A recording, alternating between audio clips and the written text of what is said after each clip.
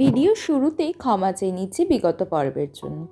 ভোর ভোর উঠে কোথাও যাওয়ার জন্য ট্রেন বা ফ্লাইট ধরার থাকলে আমার এনার্জি লেভেল একেবারেই ডাউন হয়ে থাকে, তাই হয়তো ভয়েস আসতেও শোনায় আর নিজেকে টায়ার্ড দেখতেও মনে হয়। এইবারে আসি এই অবধি কী দেখালাম তা নিয়ে। সিরিজের শুরুই করেছিলাম ভুবনেশ্বর এয়ারপোর্ট থেকে। এয়ার এশিয়ার ফ্লাইটে করে প্রথমে পৌঁছালাম মালয়েশিয়ার রাজধানী শহর কুয়ালালামপুরে।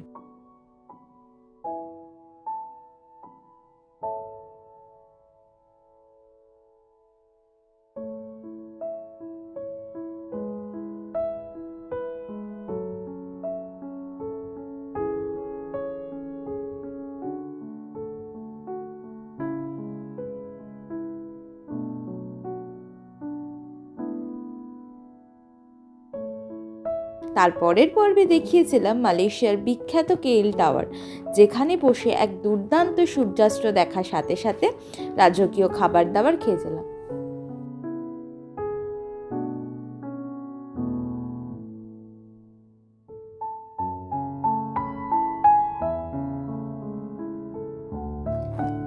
অনেক ভালোবাসা পেয়েছিলাম সেই ভিডিওতে।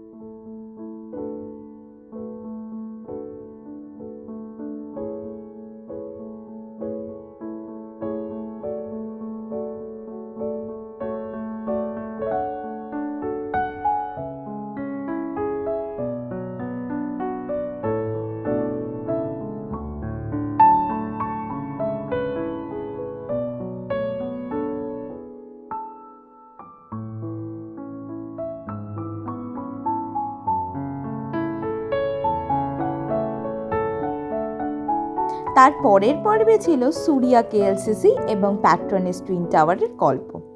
এছাড়াও দেখিয়েছিলাম মিউজিক্যাল ফাউন্টেন শো।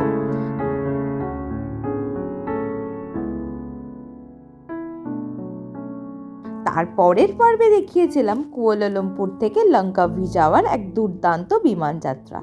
ফ্লাইটে বসে লঙ্কাভি আইল্যান্ডের যা দৃশ্য উপভোগ করেছিলাম তা বহু দিন ধরে মনে থেকে যাবে। এই পর্বের গল্প শুরু হবে লঙ্কাভি থেকে। তো চলো শুরু করা যাক।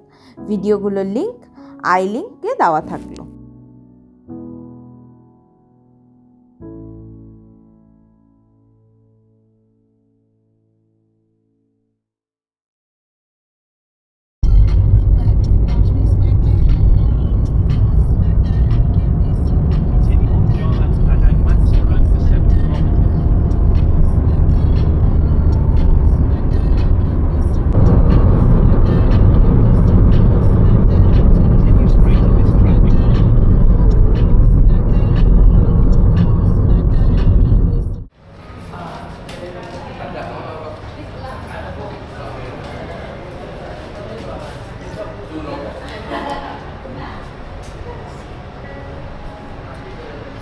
এখন চেক ইন করছি, ঠিক আছে। মালয়েশিয়াতে একটা ব্যাপার আছে, এখানে সিটি ট্যাক্স নেয়। যখন তোমরা রুম বুক করবে তখন তোমাদেরকে দেখিয়ে দেবে ওখানে যে সিটি ট্যাক্স দিতে হয়।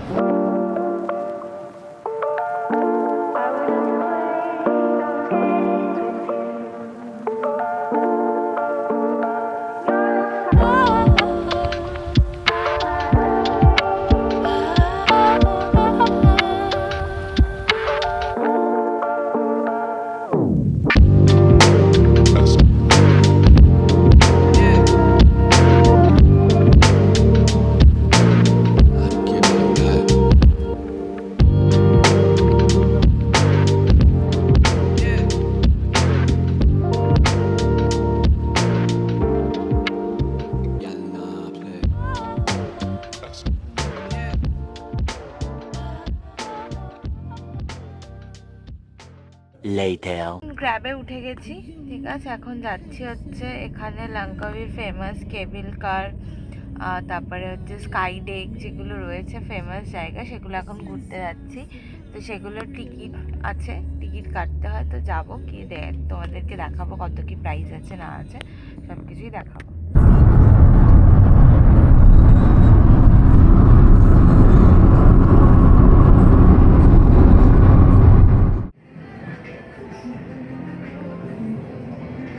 আমি টিকিট কাউন্টারে এসেছি।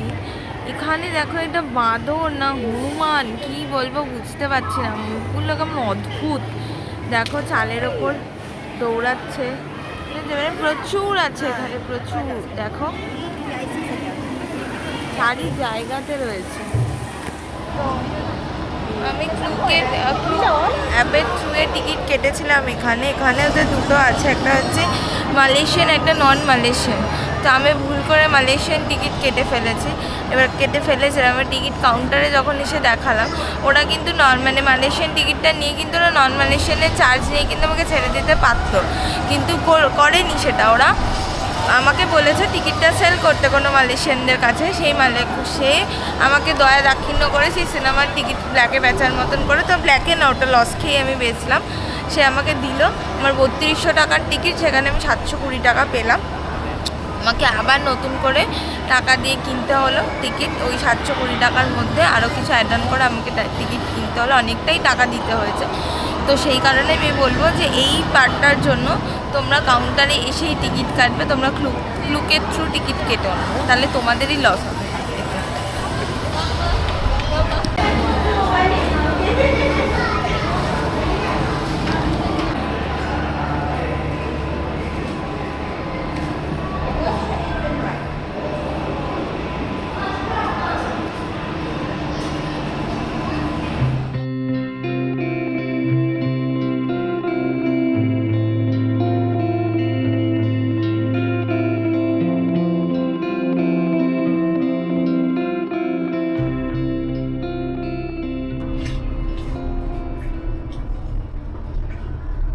এই যে দেখো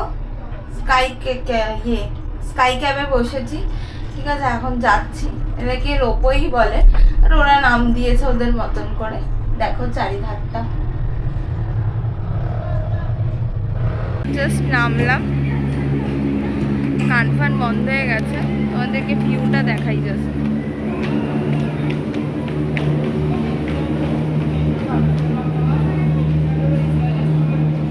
করে দেখাই। দেখো আইল্যান্ডগুলো, জাস্ট দেখো দিকটা দেখো। আচ্ছা, এই যে টিকিটটা কেটেছি স্কাই ক্যাবের পর, কিন্তু একটা স্কাই ওয়াক আছে এই যে এইখানটা, যেখান থেকে তোমরা পুরো লঙ্কাভি আইল্যান্ডের সমস্ত আইল্যান্ডগুলো দেখতে পাবে, ঠিক আছে। জল পাহাড় সব একসাথে। তারপরে তোমরা যাবে হচ্ছে ইগল নেস্ট স্কাই ওয়াক, ঠিক আছে। এইখানে ইগলের মতন মুখ আছে, এখানে একটা আছে।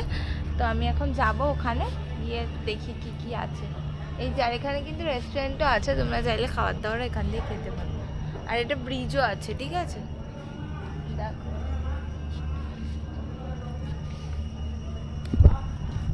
আমি এই জায়গার ভিডিওটা আমি অরিত্রদার চ্যানেলে দেখেছিলাম, তো অরিত্রদার ভালো লেগেছিল। অরিত্রদা বলেছিল খুব ভালো সুন্দর ভিডিও আছে, সেই কারণে আমি এসেছিলাম, ঠিক আছে। কিন্তু আমার যেটা পার্সোনালি মনে হয় যে আমার মতামত, আমি আমার ভিউয়ার্সদেরও যে সেম মতামত হবে তার কোনো মানে নেই।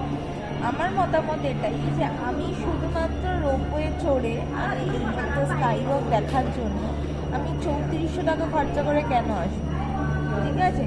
যেখানে একটা মানুষের মানে একটা কি দুটো মানুষের এটা যদি টিকিট করতে 700 টাকা বা 800 টাকা, ঠিক আছে। তার মধ্যে আরেকটা জিনিস আমি যেটা তোমাদেরকে বললাম ভিডিওতে, যে ইগল স্কাই ওয়াক, ঠিক আছে। ইগল স্কাই ওয়াকেও তোমরা যেতে পারবে না, মানে 3400 টাকার টিকিট, দুজনের বলছি 3400 টাকার টিকিট, এক একজনের 1500 থেকে 1700 টাকা করে পড়েছে টিকিট, ঠিক আছে।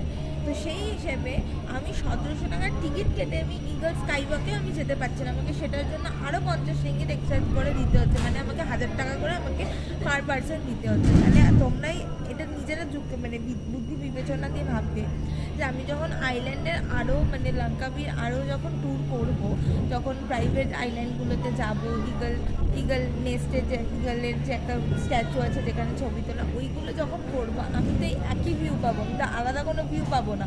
তাহলে আমি এখানে পয়সা খরচা করে কেন আসবো? তার মধ্যেও হচ্ছে এই যে একটা রেস্টুরেন্ট রেখেছে, সেখানেও একটা হিউজ একটা দাম বাড়িয়ে রেখে দিয়েছে, ঠিক আছে? মানে একটা কফির দাম 200 টাকা, আমাদের কারেন্সিতে 200 টাকা, ঠিক আছে? তোমরা বলবে যে এই ভিউটি দেখে আমি 200 টাকায় কফি খাচ্ছি, সেটা কোনো কাজের কথা হলো না, ঠিক আছে? আমার এটা ওই যে বললাম ম্যান টু ম্যান ভ্যারি করে। আমার কাছে মনে হচ্ছে যে 200 টাকা দিয়ে কফি খাওয়া এই টাকাটা আমার গায়ে লাগছে, সত্যি কথা বলতে। যেটা আমি কালকে কেএল টাওয়ারে পুরো উসুল করেছি, আমি 2500 টাকা দিয়ে আমি খাওয়া দাওয়া মানে বিয়েবাড়ির মতন খাওয়া দাওয়া খেয়েছি, খেয়ে পেট ভরে গেছে। প্লাস আমি এরকম সানসেট দেখেছি, মানে রাতের শহর আর বিকেলের শহর, আমি একটা কম্বাইন একটা পুরো ভিউ পেয়েছি আমি ওপর থেকে। এইখান থেকে কি ওখানে আমার যেতে কোনো আলাদা করে, হ্যাঁ আমাকে বলতে পারো যে স্কাই বক্স যেটা, সেটার জন্য আলাদা পয়সা নিয়েছে। কালকে স্কাই বক্স যেটা ছিল সেটাতে ছবি তোলার জন্য 400 টাকা নিয়েছিল আমাদের কারেন্সিতে, ঠিক আছে? তাও মানা যায় যে আমি ওখান থেকে একটা রিফ্লেকশন আসছে, ঠিক আছে? দুজনে 400 টাকা, এক একজনে 200 টাকা করে, সেটার প্রাইসও মানা যায় যে ঠিক আছে, আমি ওখানে যাচ্ছি, খাওয়া দাওয়া করছি, ঘুরছি ফিরছি, আমার যতক্ষণ ইচ্ছা আমি বসছি, কোনো বাধা নেই, কিছু নেই। এইটা আমার ফালতু গায়ে লাগছে না। আমি যদি জানতাম যে এইরকম হবে আমি আসতাম না, একটু অন্য ট্যুর করতাম, অন্য জায়গায় যেতাম। আমি ম্যানগ্রোভ ট্যুর করবো যখন, ঠিক আছে, তখন আমি এই আইল্যান্ড তো দেখতেই পাবো। আমি তো জলের মধ্যে দিয়ে যখন স্পিড বোটে করে যাব আমি তখনই দেখতে পাবো, না আমার আলাদা করে এক্সট্রা তো কিছু নেই এখানে। তাই জন্য আমার ভালো লাগেনি এই স্পটটা, আমি কোনোভাবে রেকমেন্ড করবো না। যে তোমাদের আসার ইচ্ছা হলে তোমরা আসবে, যদি আসার ইচ্ছা না হয় আসবে না, কিন্তু আমি রেকমেন্ড করবো না। সোজা কথা হচ্ছে আমার ভালো লাগেনি, রেকমেন্ড করবো। আমি কিন্তু বিউটি নিয়ে একবারও বলছি না যে বিউটি ভালো না, আমি বলছি পয়সা অনুযায়ী জিনিসটা ভালো না, সেটা আমি বলতে দিচ্ছি। এটাই হচ্ছে বলার কথা। ভিডিওটা দেখেছিলাম যে সিঁড়ি ভাঙতে হবে, এতটাও সিঁড়ি ভাঙতে হবে কল্পনা করিনি, ঠিক আছে? এখানে শুধু সিঁড়ি ভাঙছি, জঙ্গলের মধ্যে দিয়ে শুধু নামছি আর উঠছি, এখন আবার উঠবো সিঁড়ি দিয়ে, ঠিক আছে?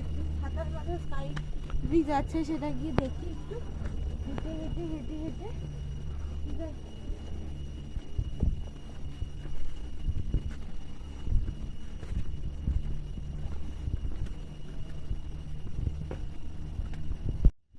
এত কষ্ট করে সিঁড়ি ভেঙে এলাম, একই ভিউ একই বিউটি, ঠিক আছে? ছবি তুলতে পারবে, এটা ঠিক কথা, কিন্তু তাও অনেকটা কষ্ট করেই তোমাদেরকে উপরে উঠতে হবে।